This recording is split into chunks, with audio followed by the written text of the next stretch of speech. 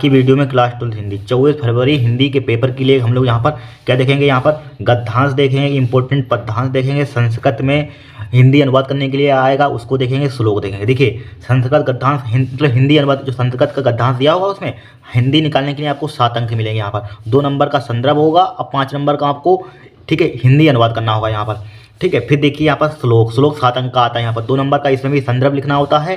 ठीक है, 5 अंक का हिंदी अनुवाद करना होता है। 2 दिए हो तो इसमें से 1 करना होता है, इसमें 2 दिए हो तो इसमें से 1 करना होता है। फिर गद्यांश 10 अंक का आता है, उसमें से मतलब इसमें प्रश्नों को मतलब एक गद्यांश दे दिया जाएगा आपको और वहाँ पर आपको प्रश्नों को उत्तर दिए होंगे। यहाँ पर फिर पद्यांश दे दिया जाएगा, वहाँ पर आपको प्रश्नों के उत्तर देने होंगे यहाँ पर। ठीक है, बहुत ही सिंपल होता है, इसमें कुछ होता ही नहीं। 100% इंपॉर्टेंट है, जो हर साल रिपीट होते हैं वही यहाँ पर लाएंगे, प्रीवियस ईयर के जो पेपर में बार बार आए हुए हैं यहाँ पर।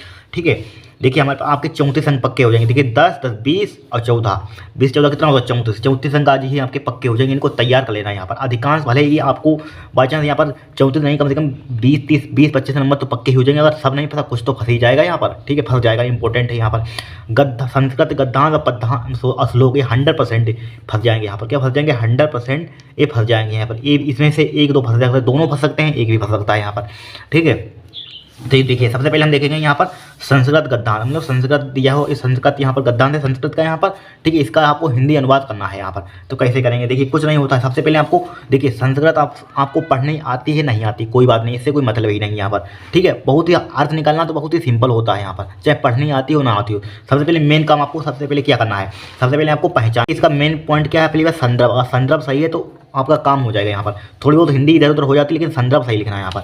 तो संदर्भ देखिए किस टाइप से लिखेंगे यहाँ पर। ठीक है, देखिए किस पार्ट से लिया गया है यहाँ पर। देखिए किस टाइप से संदर्भ लिखते हैं यहाँ पर। संदर्भ हेडिंग डालेंगे यहाँ पर।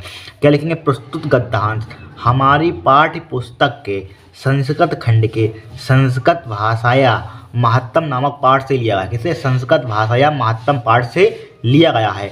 ठीक है, ऐसे ही पाना चाहिए जहाँ आपको संस्कृत भाषाया दिख जाए यहाँ पर। ठीक है, वहाँ पर आपको क्या लिख देना है यहाँ पर, किस पार्ट से। ये तो पहचान ही जाएंगे आराम से यहाँ पर। जब इसको अगर एक बार आपने नज़र भी डाल ली तब भी आप पहचान जाएंगे यहाँ पर।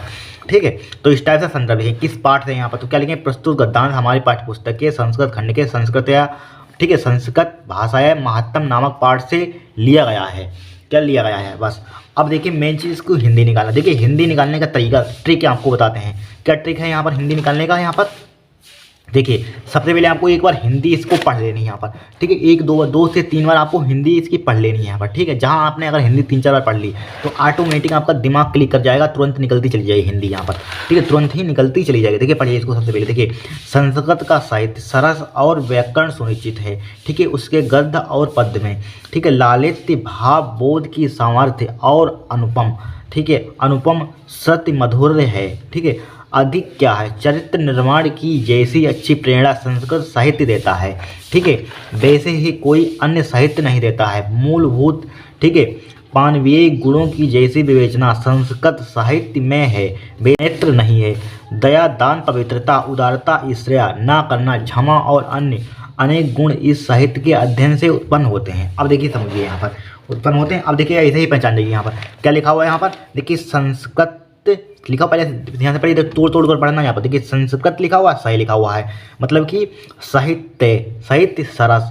अब देखिए व्याकरण लिखा हुआ है, उआ बना हुआ है, ठीक है व्याकरण वचा, ठीक है सुनिश्चितम। अब देखिए ऐसे ही पहचान जाइए। देखिए संस्कृत का साहित्य सरस और व्याकरण सुनिश्चित है। देखिए आपने हिंदी पढ़ी होगी तुरंत आपको निकल आएगी यहाँ पर। अगर पढ़िए के बाद तुरंत, अगर आपने पढ़ी थोड़ी सी ध्यान है। देखिए संस्कृत, ठीक है संस्कृत का साहित्य, ठीक है संस्कृत का साहित्य, नीचे करते थोड़ा सा, संस्कृत का साहित्य सरस और व्याकरण सुनिश्चित है। व्याकरण लिखा और व्याकरण सुनिश्चितम है। पढ़ने से कोई मतलब ही नहीं है यहाँ पर। अब आपको सिर्फ 24 तारीख को पेपर देना है, संस्कृत से आपका काम ही खत्म। ठीक है, आप थोड़ी ना संस्कृत पढ़ेंगे यहाँ पर। ठीक है, इस टाइप से इसकी हिंदी निकल आएगी यहाँ पर। फिर देखिए लिखा हुआ तस्य गद्य पद्य चा लालित्य, यहाँ पर मतलब कि इसके गद्य और पद्य में लालित्य, ठीक है लालित्य लिखा, इसके गद्य और पद्य में लालित्य। देखिए इसमें लिखा हुआ यहाँ पर, देखिए इसके कहाँ गया यहाँ पर, इसके गद्य और पद्य में, देखिए लिखा हुआ इसके, ठीक है इसके लिख देंगे अपने, इसके गद्य और पद्य में लालित्य, गद्य और पद्य में लालित्य। भाव लिखा हुआ यहाँ पर, गद्य पद्य में चा लालित्य, ठीक है भाव लिखा हुआ मतलब भाव। देखिए यहाँ पर भी लिखा हुआ, आपने पढ़ा होगा यहाँ पर, भाव से क्या है भाव बोध की सामर्थ्य, ठीक है पूरा लिखा भाव बोध की लगा देंगे सामर्थ्य, ठीक है की सामर्थ्य। यहाँ पर लिखा हुआ भाव बोध की सामर्थ्य यहाँ पर, ठीक है। फिर इसमें लिखा हुआ यहाँ पर भाव बोध की सामर्थ्य और अनुपम श्रुति मधुर है यहाँ पर, ठीक है। यही ऐसे ही मतलब कि एक बार पढ़ लीजिए, बस निकालते चले जाइए यहाँ पर, ठीक है।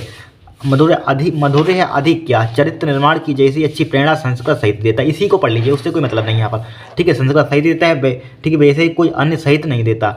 मूलभूत मानवीय गुणों की जैसी विवेचना संस्कृत साहित्य में है, ठीक है, साहित्य में है, वैसे ठीक है, अनेत्र नहीं। दया, दान की पवित्रता, उदारता, ईर्ष्या ना करना, क्षमा और अन्य उनके, ठीक है, अनेक गुण इस साहित्य के अध्ययन से उत्पन्न होते हैं, ठीक है। यही सब लिखा हुआ, सेम टू सेम लिखा हुआ, बस आपको पढ़ लेना, या अपने आप हिंदी ऑटोमेटिक निकल जाएगी यहाँ पर, ठीक है। इससे कोई मतलब नहीं आपको पढ़ना आता है कि नहीं आता है यहाँ पर, ठीक है, पढ़ना कोई मतलब ही नहीं यहाँ पर, इसको हिंदी पढ़ लेना एक दो बार यहाँ पर, ठीक है, हिंदी आपको पढ़ लेना। ऐसे ही पहचान, ये देखिए लिखा हुआ है क्षमा, अन्य सब ऐसे, ठीक है, चने के गुणा आस, ठीक है, पढ़ने से कोई मतलब नहीं है यहाँ पर, आप इसको पढ़ लेना एक बार यहाँ पर, ठीक है, ठीक है, एक बार इसको पढ़ लेना, ये कुछ इसमें होता है नहीं यहाँ पर। अब देखिए दूसरा नेक्स्ट पैराग्राफ देखेंगे, हिंदी पढ़ लेना 2-4 बार यहाँ पर, ठीक है, अब निकल आएंगे हिंदी आराम से आपकी।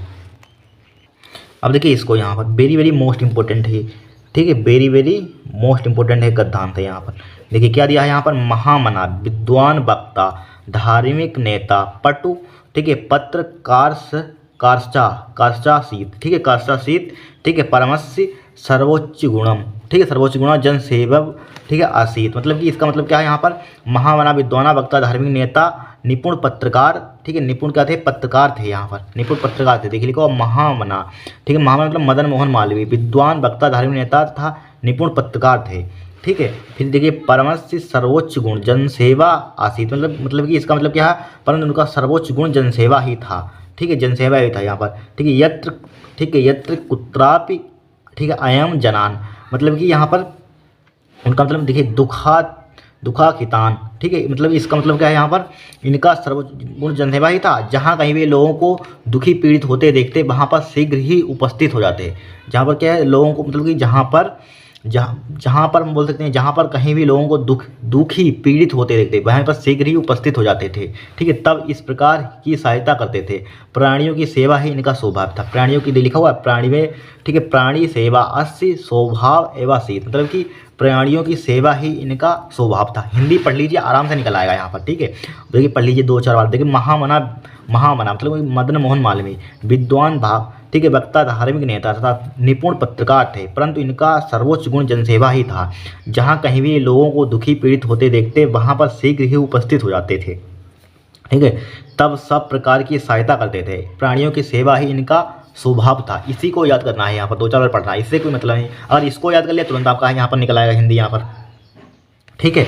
पढ़ लीजिए एक बार, पढ़ लेना यहाँ पर, ठीक है। ये भी वेरी वेरी मोस्ट इंपॉर्टेंट है यहाँ पर। देखिए क्या लिखा, महापुरुषा लौकिक, ठीक है, प्रलोभनेश, ठीक है, वृद्धा नियत लक्षानन कदापि भ्रसंति, मतलब कि महान पुरुष संसारिक प्रलोभनों में फंसकर निश्चित लक्ष्य से कभी विचलित नहीं होते हैं यहाँ पर, ठीक है, कभी विचलित नहीं होते हैं यहाँ पर। क्या है, महान पुरुष, ठीक है, महान पुरुष संसारिक प्रलोभनों में फंसकर निश्चित लक्ष्य से कभी विचलित नहीं होते हैं, ठीक है। फिर देखिए यहाँ पर क्या, इतना देखिए यहाँ पर लिखा, महान पुरुष संसारिक प्रलोभनों में फंसकर निश्चित लक्ष्य से कभी विचलित नहीं होते। फिर देखिए यहाँ पर पढ़ लीजिए, देखिए आप इसको हिंदी पढ़ लेंगे तुरंत आपका हिंदी निकल आएगा यहाँ पर। देखिए देश सेवा में अनुरक्त यह युवक उच्च न्यायालय की सीमा में नहीं रह सका, ठीक है। पंडित मोतीलाल नेहरू, लाला लाजपत राय आदि अन्य राष्ट्र नायकों के साथ वे भी देश के स्वतंत्र संग्राम में उतरे, ठीक है। दिल्ली में 23वें कांग्रेस अधिवेशन में इन्होंने कांग्रेस के अध्यक्ष पद को,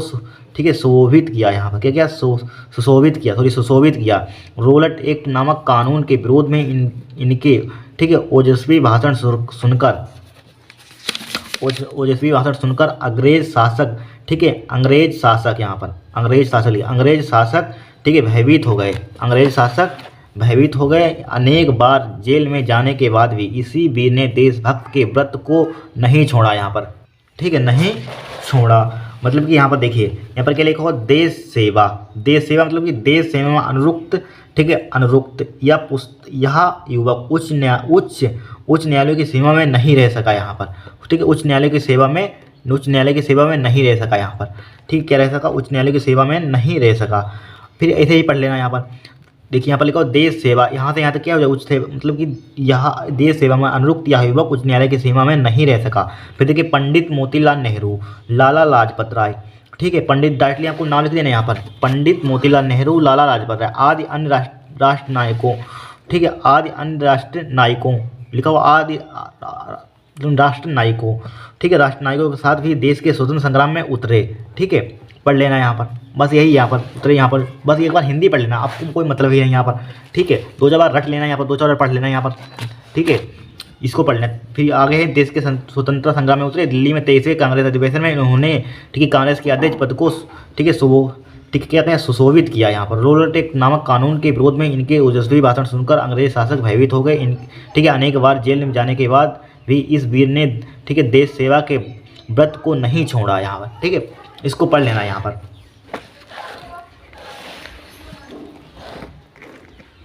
अब देखिए श्लोक यहाँ पर, 4 महत्वपूर्ण श्लोक यहाँ पर। देखिए सबसे पहले यहाँ पर दिए गए पद्यांशों या श्लोकों में से किसी एक का संदर्भ सहित अनुवाद, हिंदी अनुवाद कीजिए। तो किस टाइप से लिखेंगे यहाँ पर, देखिए संदर्भ, देखिए प्रस्तुत श्लोक हमारी पाठ्यपुस्तक के संस्कृत खंड के सुभाषित रत्नावली नामक पाठ से लिया गया है। यहाँ पर बहुत सिंपल तरीका संदर्भ बता रहे हैं यहाँ पर, ठीक है। क्या लिखेंगे, प्रस्तुत श्लोक सुभाषित रत्नावली इस चैप्टर से पूछे जाते थे लोग यहाँ पर, ठीक है, 100% छपेगा आपके एग्जाम में, ठीक है। प्रस्तुत श्लोक हमारी पाठ्यपुस्तक के संस्कृत खंड के सुभाषित रत्नावली नामक पाठ से लिया गया है। फिर देखिए यहाँ पर लिखा हुआ सुखार्थिना कुतो विद्यार्थिना सुखम, यानी कि सुख चाहने वाले व्यक्ति को विद्या कहाँ और विद्या प्राप्त करने वाले को सुख कहाँ, ठीक है। फिर देखिए लिखा सुखार्थी व तेजेत विद्याम विद्यार्थी व तेजेत सुखम, यानी कि तो सुख की इच्छा करने वाले को विद्या त्याग देनी चाहिए, ठीक है, विद्यार्थी को सुख त्याग देना चाहिए, यही लिखा हुआ है। देखिए सुख चाहने वाले को विद्या कहाँ और विद्या प्राप्त करने वाले को सुख कहाँ, सुख की इच्छा करने वाले को विद्या त्याग देनी चाहिए और विद्यार्थी को सुख त्याग देना चाहिए, ठीक है। इसी से अगर यहाँ पर इसको हिंदी पढ़ ली तब भी आपका निकल आएगा। देखिए सुख चाहने वाले व्यक्ति को विद्या कहाँ और, ठीक है, और विद्या प्राप्त करने वाले को सुख कहाँ,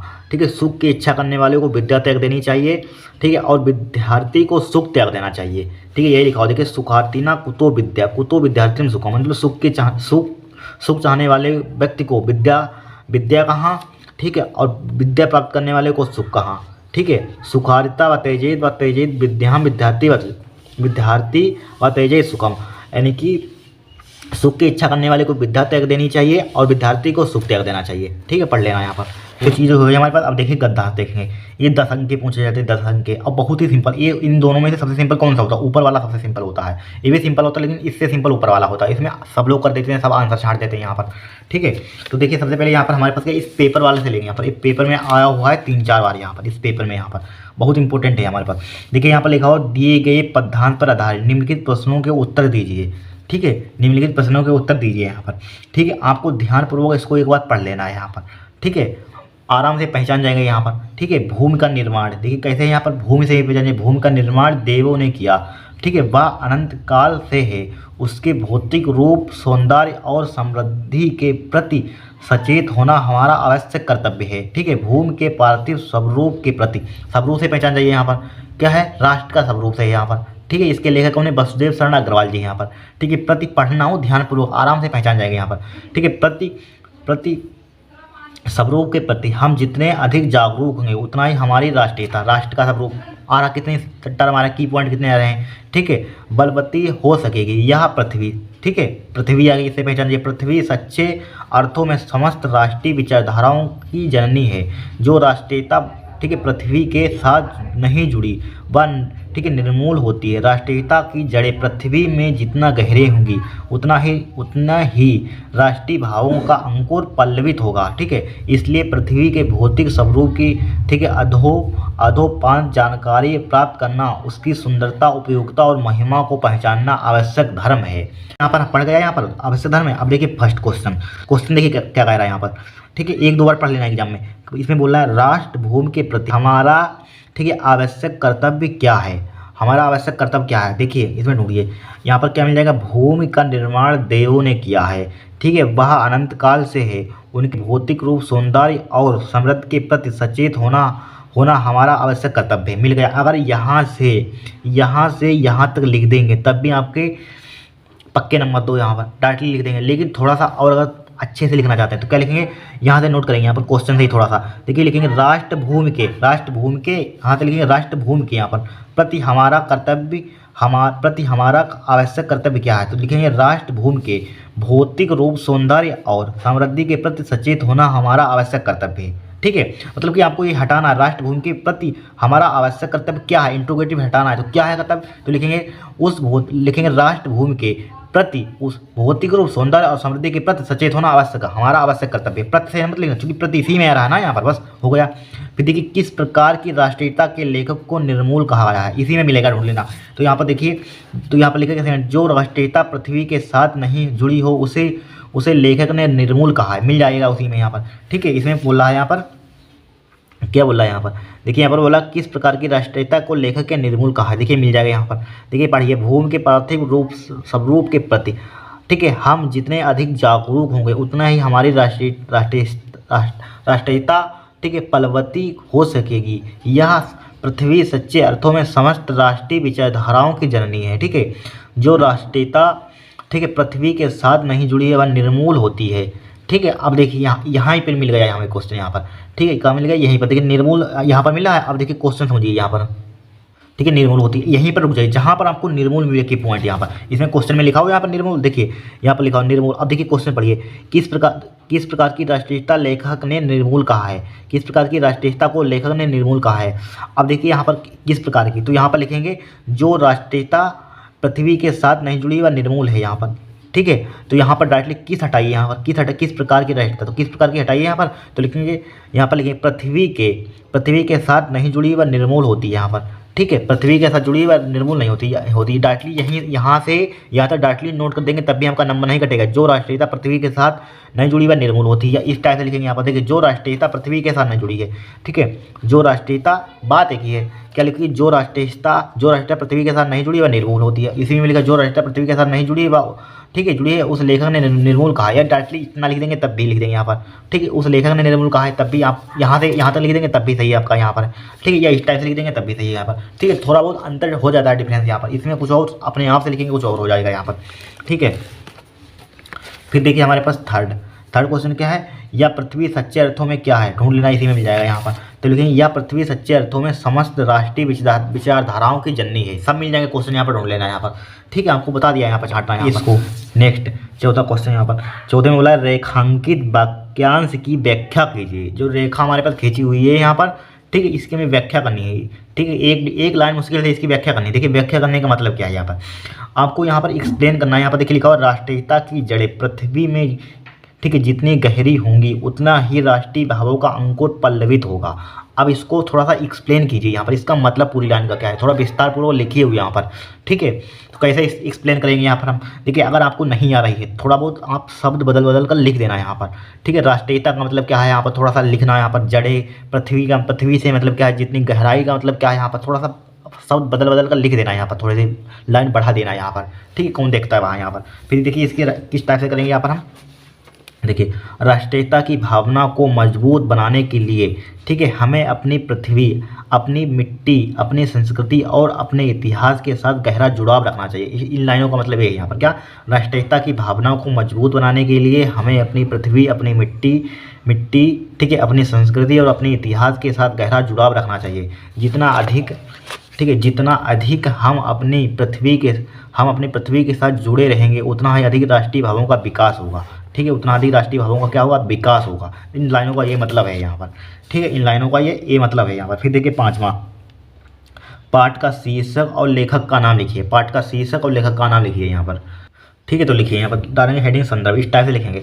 प्रस्तुत गद्यांश, क्या लिखेंगे, प्रस्तुत गद्यांश, ठीक है, सुवादित साहित्यकार डॉक्टर वसुदेव शरण अग्रवाल द्वारा लिखित राष्ट्र का स्वरूप, किसके है, किस पाठ है, राष्ट्र का स्वरूप। यहाँ पर किसने लिखा है, डॉक्टर वसुदेव शरण अग्रवाल ने लिखा है यहाँ पर। लिखित नामक निबंध से उद्धृत है यहाँ पर। ठीक है, यह निबंध हमारी हिंदी की पाठ्य पुस्तक के गद्य भाग से संकलित है, गद्य भाग से लिया गया है यहाँ पर। ठीक है, इस टाइप से हमको संदर्भ में लिखना है। प्रस्तुत गद्यांश, ठीक है, सुवेदित साहित्यकार डॉक्टर वसुदेव शरण अग्रवाल द्वारा लिखित राष्ट्र का स्वरूप नामक निबंध से उद्धृत है। ठीक है, यह निबंध हमारी हिंदी की पाठ्य पुस्तक, ठीक है, पाठ्य पुस्तक के गद्य भाग से संकलित है यहाँ पर। ठीक है, लिख लेना यहाँ पर, इसको नोट कर लीजिए आप। पद्यांश, यहाँ पर देखिए नीचे दी गई पद्धान पर धारित निम्नलिखित प्रश्नों के उत्तर दीजिए। देखिए ये वाली line very very most important है, ना जाने कितनी बार पूछी गई है। देखिए दुर्बलता का ही चिन्ह विशेष शपथ है, पर अबला जन के लिए कौन सा पथ है। बहुत इंपॉर्टेंट है लाइन है यहाँ पर, ना जाने कितनी बार एग्जाम में पूछी गई। किस चैप्टर से यहाँ पर केकई का अनुताप से यहाँ पर, इसके कवि कौन है, मैथिली शरण गुप्त जी हैं यहाँ पर। ठीक है, अब देखिए क्वेश्चन याद कर लेना है, बहुत बार रिपीट होते हैं क्वेश्चन यहाँ पर। देखिए लिखा क्या, पहला क्वेश्चन क्या है, प्रस्तुत पद्यांश के किन किन पात्रों के बीच संवाद हो रहा है। तो देखिए आंसर देखिए, तो लिखेंगे यहाँ पर प्रस्तुत पद्यांश में केकई और राम के बीच संवाद हो रहा है। किसके बीच हो रहा है, केकई और राम के बीच हो रहा है। बहुत इंपॉर्टेंट है यहाँ पर, इस चैप्टर से जरूर एक आएगा पैराग्राफ यहाँ पर। ठीक है, फिर बोला है पाठ का शीर्षक एवं रचयिता के नाम का उल्लेख कीजिए। तो देखिए किस टाइप से लिखेंगे यहाँ पर लिखेंगे यहाँ पर देखिए लिखेंगे प्रस्तुत पद्यांश पार, ठीक है, भारतीय संस्कृति के, ठीक है, अनन्य पुजारी और, ठीक है, राष्ट्रकवि मैथिली शरण गुप्त द्वारा लिखित महाकाव्य साकेत के 8वें स्वर्ग से हमारी हिंदी की पाठ्यपुस्तक के काव्य भाग में संकलित केकई का अनुताप शीर्षक से उद्धृत है यहाँ पर। ठीक है, केकई का अनुताप, ठीक है, केकई का अनुताप शीर्षक से क्या है, उद्धृत है। इस टाइप से आपको लिखना है, 2 नंबर आपको मिलेंगे यहाँ पर। ठीक है, पाठ का शीर्षक एवं रचयिता का नाम उल्लेख कीजिए। पाठ का शीर्षक इस टाइप से लिखना है, प्रस्तुत पद्यांश भारतीय संस्कृति के, ठीक है, अनन्य पुजारी और राष्ट्रकवि मैथिली शरण गुप्त द्वारा लिखित महाकाव्य साकेत के 8वें स्वर्ग से हमारी हिंदी के पाठ्यपुस्तक काव्य भाग में संकलित, ठीक, केकई का अनुताप शीर्षक से उद्धृत है यहाँ पर। फिर देखिए इसमें व्याख्या, यही इसी की व्याख्या पूछेगी, लाइन खींचेंगे क्या, रेखांकित अंश की व्याख्या की ऊपर ये लाइन खींचेंगे। तो किस टाइप से करेंगे रेखांकित अंश की व्याख्या यहाँ पर देखिए, इसका अर्थ क्या है हमारे पास है, देखिए दुर्बलता का ही चिन्ह विशेष शपथ है, पर अबला जन के लिए कौन सा पथ है।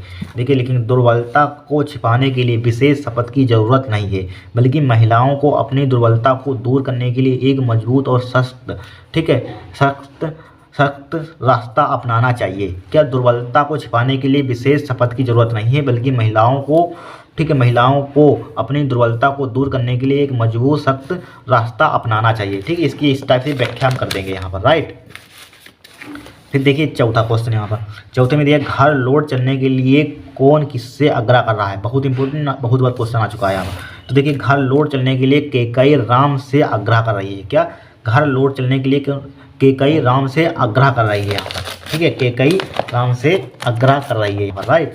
फिर देखिए यहाँ पर इसको थोड़ा सा ऊपर करते हैं हम, यहाँ पर दिख रहा है, यहाँ पर रुक जाइए।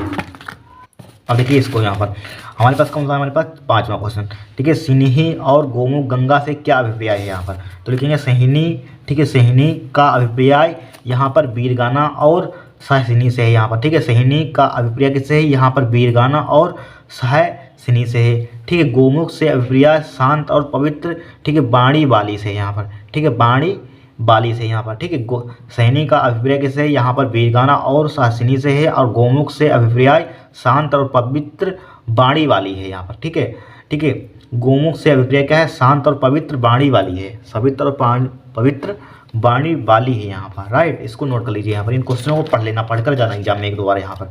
ठीक है, हमारे पास क्या हुआ, खत्म हुआ 2 paragraph, very very most important ये लगे, यही हमने लिखे यहाँ पर। पेपर में आए हुए हैं 2019 में, यही पैराग्राफ आया।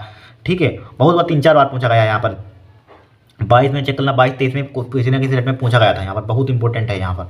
ठीक है, नोट कर लीजिए यहाँ पर। इस चैप्टर से तो हर साल आता है, केकई का अनुताप है यहाँ पर, हर साल आता है यहाँ पर। ठीक है, इस चैप्टर का नाम याद रखना और कवि का नाम याद करना है यहाँ पर, मैथिली शरण गुप्त जी। आज के लिए इतना ही। अगर आपको वीडियो पसंद आई हो तो चैनल को सब्सक्राइब करना, वीडियो को लाइक करना।